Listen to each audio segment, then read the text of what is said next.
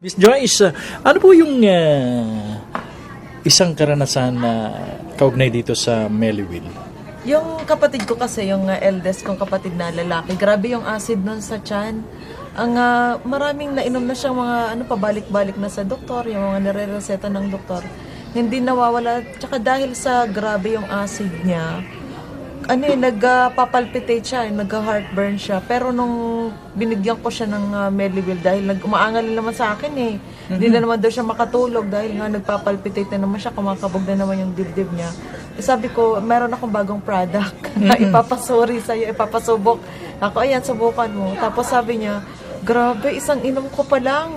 Nawala na yung kabog ng dibdib ko, sabi niya sa akin. Thanks, God. Kaya ayun, tuloy-tuloy na siya nagme-Melville ngayon. Gano'n katagal pa lang siya nag-titake ng Melville?